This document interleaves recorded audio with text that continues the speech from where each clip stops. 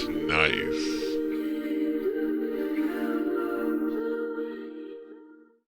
What's up guys, it's Rev J, looking a little rough around the edges.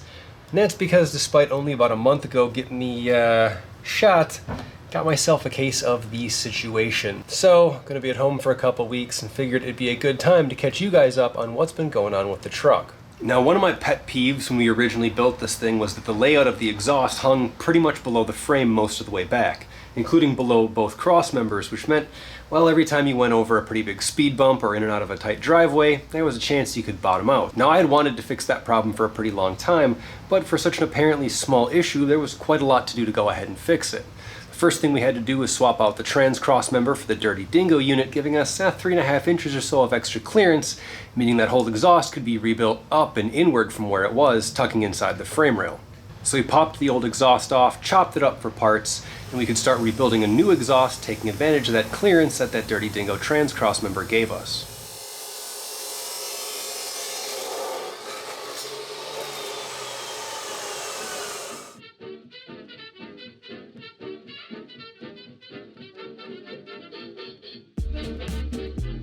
And to make room for that new exhaust, we broke out the Miller 125C plasma cutter and notched some holes into the trailing arm cross member.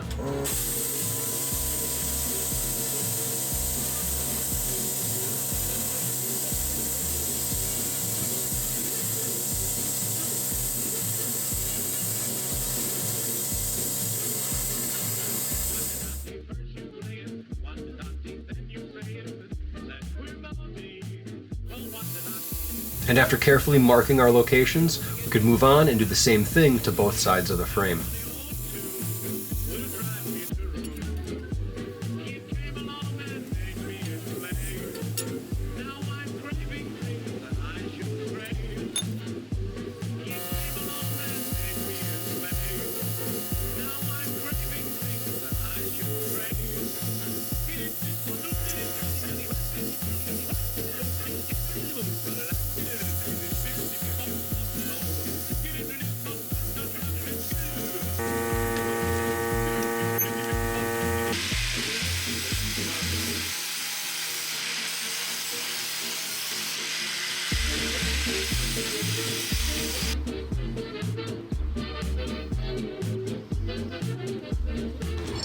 Now, because it's not a great idea to just cut a big hole in your frame and leave it there, we came back with some 4-inch steel piping as well as some steel plates and gusseted it and welded all the way around on both sides to reinforce it.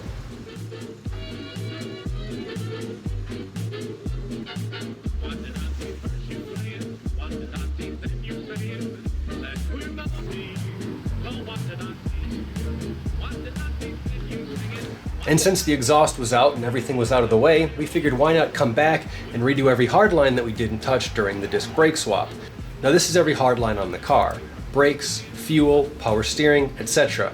Any of the original galvanized steel lines, barring I think maybe one, have been fully replaced with custom bent nickel copper.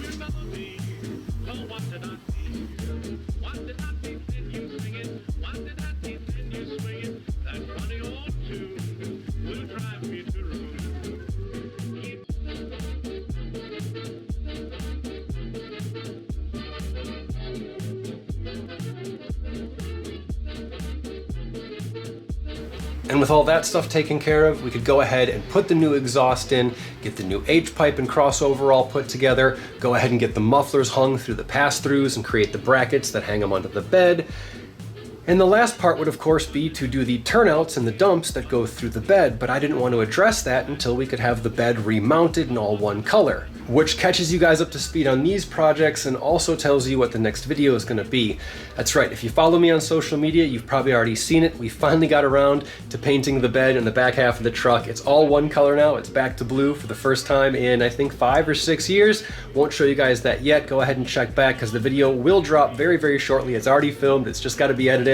I won't make you wait a year for this one, guys, I promise. So yeah, we just have an update on getting the bed all painted and getting that all back on, and then I can come back and finish that very last section of exhaust that dumps out the side there, and we can call it a day on the exhaust build that's taken, well, a very long time now. And so that's it. You guys are up to speed. As always, like, comment, and subscribe. Thank you guys for checking out the video. Thank you guys for checking out my social media. I do put up the most frequent updates on there over on Instagram for sure. If you guys got any questions or anything like that, feel free to reach out. I will check it as frequently as I can remember to do so. Like I said, there is more coming. I promise it won't be a full year again before another video. I got a few weeks here with the situation at home, so I'll try to get some more content up for you guys. The truck still exists, I still exist, thankfully you guys still exist, and we'll see you next time.